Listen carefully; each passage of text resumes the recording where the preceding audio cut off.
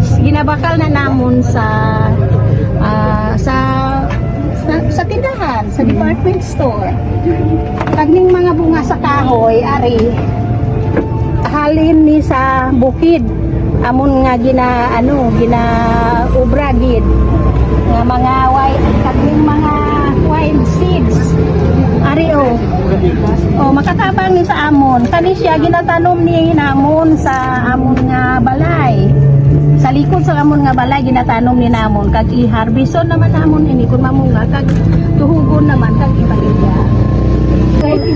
Sa una kundi ang mga kapistahan lapit dito sa amon. Ay ang mga bata kumalo ni sila.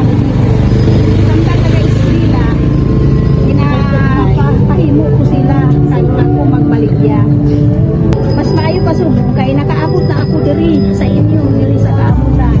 Nakabaligya pa ko dito sa sa Manila sa UST. I-invite man kami. Sa Davao nakabaligya man kami sini. Kani sila malakas.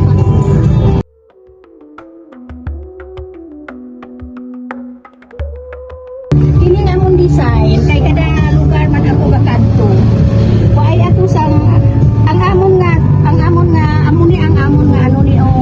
kulay, tatlo ka kulay. At amon nga kulay daw parehas sa talaatig nga nga tribo. Ako nagahimo lang ako sa mga colors kag mga designs kay dako man kasunod sa ako sa pagkakaya ako. Ginapakita sa ako kung ano ang ilangan design kag color. Kaya amo lang ko. Ang iban parehas niyo.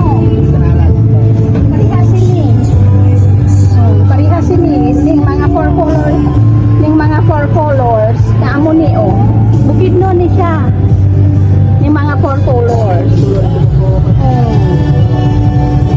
kag ning mga tinalak yan ni amo ni ang amon nga amon nga produkto